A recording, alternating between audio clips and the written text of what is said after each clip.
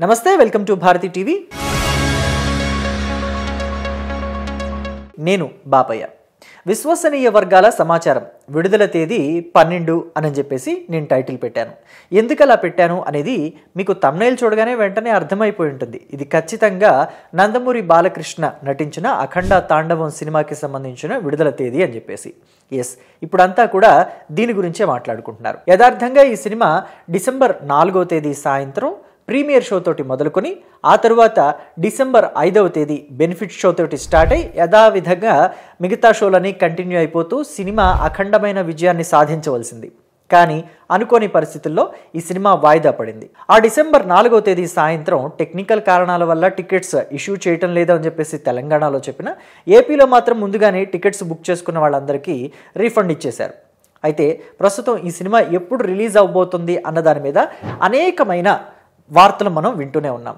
అసలు నిర్మాతల్ని నా దగ్గరికి రావద్దని చెప్పేసి బాలయ్య కోప్పడినట్టు, వస్తే 4 పడతాయని చెప్పి వార్నింగ్ ఇచ్చినట్టుగా కొంతమంది ఇష్టానుసారంగా వాళ్ళకి ఎలా తోస్తే అలాగా థంబ్నెయిల్స్ పెట్టేసి వీడియోస్ చేస్తున్నారు. ఇక అలాగే కొంతమంది అయితే ఈ సినిమా విడుదలని తెర మీద కాదు, వెండి తెర మీద ఈ సినిమా ఉండబోవటం లేదు, ఇది ఖచ్చితంగా డైరెక్ట్గా ఓటీటీలోనే రిలీజ్ చేసేస్తారని చెప్పేసి కూడా కొంతమంది వీడియోస్ చేస్తున్నారు. అంటే మొత్తం వీళ్ళకే సాయంత్రం పూట బాలకృష్ణ లేకపోతే ఆ సినిమా నిర్మాణ సంస్థ అయిన 14 Reel Plus నిర్మాతలు ఎవరైతే ఉన్నారో గోపి అచంట, రామ్ అచంట, వీళ్ళకే సాయంత్రం పూట ఫోన్ చేసి మేము ఇలా చేయబోతున్నాము, మమ్మల్ని ఇలా కొట్టబోయారు బాలకృష్ణ, ఓటీటీలోకే వస్తోంది అని చెప్పేసి వీళ్ళకే ఫోన్ చేసి చెప్పినట్టుగా వీళ్ళు వీడియోస్ చేస్తున్నారు. కానీ యథార్థం ఏంటంటే ఈ సినిమా ఖచ్చితంగా 2025 డిసెంబర్ నెలలోనే ఖచ్చితంగా తెర మీదకి వస్తుంది. వెండి తెర మీద ఈ సినిమా ఖచ్చితంగా ప్రేక్షకులు చూస్తారు. ఖచ్చితంగా బాలకృష్ణ అభిమానులు మొత్తం కూడా, నందమూరి అభిమానులంతా కూడా ఈ సినిమాని వెండి తెర మీద చూసి ఎంజాయ్ చేస్తారు. ముఖ్యంగా బాలయ్య బాబు ఫ్యాన్స్ వేసే వేలలు, వాళ్ళు కొట్టే చప్పట్లు, వాళ్ళు చేసే అల్లరితోటి ఈ డిసెంబర్ నెలలోనే థియేటర్లు దద్దెరల్లబోతున్నాయి. అన్నీ బాగుంటే ఖచ్చితంగా ఈ డిసెంబర్ నెల 12వ తేదీన ఖచ్చితంగా సినిమా తెర మీద సాయంత్రం ప్రీమియర్ షోతో స్టార్ట్ అయ్యి 13వ తేదీతోటి మొత్తం అంతా కూడా రెగ్యులర్ షోస్ తోటి కంటిన్యూ అవబోతుంది. హిట్ టాక్ సొంతం చేసుకుని ఈ సినిమా విజయ దుందుబి ఖచ్చితంగా మోగించి తీరుతుంది. బాలకృష్ణ వరుస హిట్లకి, వరుస సినిమాలకి అని కూడా చెప్పొచ్చు, వరుస హిట్లకి వరుస సినిమాలకి ఇది ఎక్కడా కూడా బ్రేక్ కల్పించదు అని చెప్పేసి కూడా చెప్పుకోవచ్చు. మొత్తం మీద ఈ సినిమా ఆగటం వెనుక కొంతమంది బడా పొలిటీషియన్ల హస్తం కూడా ఉందని తెలుస్తోంది. ఈ సినిమా మీద యాక్చువల్గా కోర్టులో కేసు పడింది ఇక్కడ కాదు, మన ఆంధ్రప్రదేశ్లో కాదు, తమిళనాడులో ఉన్నది స్టాలిన్ ప్రభుత్వం. అంటే కొంతమంది ఏం చెప్తున్నారంటే తమిళనాడులో ఉన్నది స్టాలిన్ ప్రభుత్వం అంటే జగన్మోహన్ రెడ్డికి అత్యంత సన్నిహితుడైన వ్యక్తి ఆయన, కాబట్టి అక్కడే ఏదో కుట్ర జరిగి ఉంటుంది అని కూడా చెప్తున్నారు. ఎస్, దీన్ని అవునని చెప్పలేము, కాదని కూడా కొట్టిపారేయలేము. కాబట్టి ఈ సినిమా వెనుక కేవలం ఫైనాన్షియల్ ఇష్యూ మాత్రమే ఉండుంటే అది కూడా ఒక 25 కోట్లో లేకపోతే 25 కోట్ల నుంచి 50 కోట్లు అనుకుందాం. మొదట దీన్ని 27 కోట్లు అన్నారు. అలాగే వడ్డీతో కలుపుకుంటే ఈరోజు ఇంటర్నేషనల్ వాళ్ళకి 14 Reels Plus ఎంటర్టైన్మెంట్ సంస్థ, గోపిచంద్, రామ్ అచంట ఇద్దరూ కలిపి ఒక 27 కోట్లకి వడ్డీ కలిపి మొత్తం 50 కోట్ల వరకు, 58 కోట్ల వరకు ఇవ్వాల్సి వస్తుంది అని అన్నారు. నిజంగా మాట్లాడుకుంటే గడిచిన ఈ 4-3 రోజుల్లో వాళ్ళు ఆ అమౌంట్ సర్దుబాటు చేసి వాళ్ళకి ఇచ్చేయడం అనేది పెద్ద సమస్య కాదు. దీన్ని బట్టి చూస్తేనే అర్థమవుతుంది దీని వెనుక ఏదో పొలిటికల్ గేమ్ దాగి ఉంది అని చెప్పేసి. మొత్తం మీద చూద్దాం మరి ఏం జరుగుతుందా అని చెప్పేసి. నిజంగా చాలామంది అంటున్నట్టుగా బాలకృష్ణ అంత టెంపర్మెంట్ ఉన్న వ్యక్తి అయితే కనుక నిర్మాతల్ని పిలిచి గట్టిగా అరిచేసి, దర్శకుడిని పిలిచి గట్టిగా వార్నింగ్లు ఇచ్చేసి వాళ్ళని కొడతానని భయపెట్టి అరిచి వాళ్ళ మీద కేకలేసే వ్యక్తి అయితే కనుక బాలకృష్ణ ఇన్నాళ్ళు ఇండస్ట్రీలో కంటిన్యూ అవ్వగలిగేవాడు కాదు.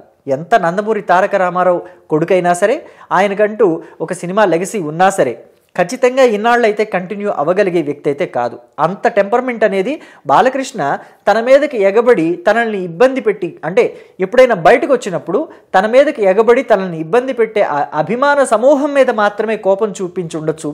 పైగా అది కూడా తన కాళ్ళ మీద పడి దండం పెడుతున్నప్పుడు ఫస్ట్ తల్లిదండ్రులకు ఇంపార్టెన్స్ ఇవ్వాలి, నాకు కాదు అని చెప్పేసి మందలించినప్పుడు బాలకృష్ణలోని కోప్పడే మనిషిని చూస్తారే తప్ప విడిగా ఆయన చాలా మంచి వ్యక్తిత్వం కలిగిన మనిషి. అతని దగ్గర ఎక్స్ట్రాలు పోయి తోక ఆడించటం వంటివి చేసినప్పుడే అతనిలోని ఇంకొక మనిషి నిద్రలేస్తాడు తప్ప విడిగా ఆయన చాలా మంచి వ్యక్తి అని చెప్పేసి ఆయనతోటి చాలా సాన్నిహిత్యాన్ని మెయింటైన్ చేసిన పీపుల్ ఎక్కువ మంది ఎప్పుడూ చెప్తూ ఉండే మాట ఇది. పైగా ఇండస్ట్రీలో ఇంకొక మాట ఏంటో తెలుసా, బాలయ్య బాబు డైరెక్టర్స్ ఆర్టిస్ట్.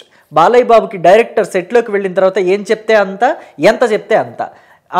ఈ సెట్లో మనం ఒక 10 అడుగుల నుంచి మీరు దూకాలి సార్ అని చెప్తే ఎస్ దూకేద్దామని చెప్పేసి రెడీగా ఉండే నటుడు బాలయ్య. డూపులు పెట్టాలా, లేకపోతే సీజీ వర్క్ చేయించుకుంటారా, మీరు చేయించుకోండి, నేను ఈరోజు షూటింగ్కి రాను, లాంగ్ షాట్లో తీసేసుకోండి డూపును పెట్టి అని చెప్పేసి ఇలాంటి వంకలు పెట్టే వ్యక్తి కాదు. సో ఆ సినిమా హిట్ అవుతుందా ఫ్లాప్ అవుతుందా, ఖచ్చితంగా క్రెడిట్ మొత్తం డైరెక్టర్కే వెళ్తుంది. సో మరి అలాంటప్పుడు ఆ సినిమాకి సంబంధించి స్టోరీ డిస్కషన్లో మాత్రమే మనం ఉండాలి తప్ప షూటింగ్ లొకేషన్కి వచ్చిన తర్వాత మనం వేళ్ళు పెట్టకూడదు అని చెప్పేసి డిసైడ్ అయ్యే వ్యక్తి నందమూరి బాలకృష్ణ. ఇక నిర్మాతల విషయం అంటారా, నిర్మాతలకి నందమూరి తారక రామారావు ఎంత వాల్యూ ఇచ్చేవారో తన నట వారసుడిగా నందమూరి బాలకృష్ణ కూడా నిర్మాతలకి సీనియర్ నటులకి అంతే వాల్యూ ఇస్తారు. అది చాలాసార్లు మనం చూసాం కూడా. మరి అలాంటి బాలకృష్ణ గోపి అచంట, రామ్ అచంటాల మీద ఎందుకలా కోప్పడతారు, ఎందుకలా అరుస్తారు? సో ఖచ్చితంగా ఇదైతే ఫేక్ న్యూసే అని మనం అర్థం చేసుకోవచ్చు కదా. కాబట్టి ఇలాంటి వాటినన్నింటినీ కూడా నమ్మొద్దు. ఖచ్చితంగా ఈ సినిమాకి సంబంధించిన విషయంలో బాలకృష్ణ చాలా గుంభనంగా ఉన్నారని చెప్పాలి. సైలెంట్గా ఆయన రంగంలోకి దిగి సైలెంట్గా చేయాల్సిన వర్క్ అంతా కూడా చేస్తున్నారు, బ్యాక్గ్రౌండ్ వర్క్. కాబట్టే ఈ సినిమాకి సంబంధించి రిలీజ్ ఇన్ఫర్మేషన్ కూడా బయటకు వస్తుంది. విశ్వసనీయ వర్గాల నుంచి సమాచారం అనేది నేను పెట్టాను కదా టైటిల్లో. ఎందుకు అలా పెట్టానంటే ఈ సినిమా కొన్ని రిలీజ్ చేసేది డిస్ట్రిబ్యూటర్లు, బయ్యర్లు. మరి వాళ్ళు కూడా ఈ సినిమాని ఆ ప్రింట్ కొనుక్కోవాలంటే, ఆ సినిమాకి సంబంధించిన హక్కులు కొనుక్కొని రిలీజ్ చేసుకోవాలంటే ఖచ్చితంగా పెద్ద మొత్తంలోనే డబ్బులు పెట్టుంటారు కదా. మరి ఆ డబ్బులంతా కూడా సొంత డబ్బులు అయి ఉంటాయా? అందరి దగ్గర సొంతగా డబ్బులు ఉంటాయా? సో బయట నుంచి వడ్డీలకు తెచ్చుకున్న డబ్బులే. మరి ఆ వడ్డీలు పెరిగిపోతాయి. సినిమా రిలీజ్ చేసుకుని సినిమాకి సంబంధించి డబ్బు మళ్ళీ వెనక్కి తెచ్చుకోవాలంటే సినిమా రిలీజ్ చేసుకోవాలి ఖచ్చితంగా. మరి వీళ్ళంతా ఏం చేస్తారు, అది ఓటీటీలోకి వెళ్ళి రిలీజ్ అయితే?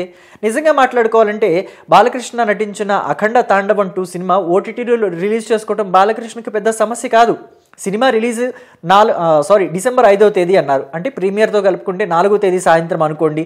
సో ఆ రోజు నుంచి రిలీజ్ చేసుకుంటే కనుక ఒక నెల రోజుల తర్వాత సినిమాని నెట్ఫ్లిక్స్ వాళ్ళు ఓటీటీలోకి తీసుకొచ్చేవాళ్ళు. అంటే సంక్రాంతి తర్వాత కల్లా 2వ వారానికో 3వ వారానికో అఖండ తాండవం 2 ఓటీటీలోకి వచ్చేసేది. సో అంతవరకు వెయిట్ చేయాల్సిన అవసరం నాకు లేదు, ముందు ఫస్ట్ ఓటీటీలో రిలీజ్ చేసేయండి, ఓటీటీ వాళ్ళు మీకు డబ్బులు ఇస్తారు కదా తీసుకోండి అని చెప్పేసి బాలకృష్ణ కూడా చెప్పొచ్చు. బట్ కానీ ఏంటంటే బాలకృష్ణ ఖచ్చితంగా దీన్ని వెండి తెర మీదే రిలీజ్ చేయాలి, ఆలస్యమైనా పర్వాలేదు, అలా అని మరీ ఆలస్యం చేయకూడదు.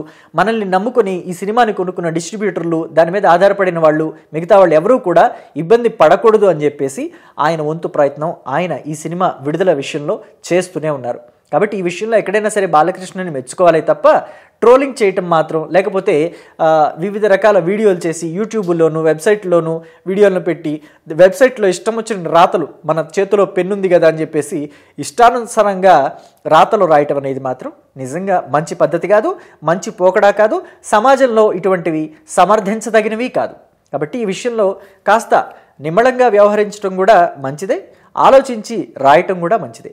దీని మీద మీరేమంటారో మీ అభిప్రాయాన్ని కమెంట్ బాక్స్లో తెలియచేయండి. Thank you.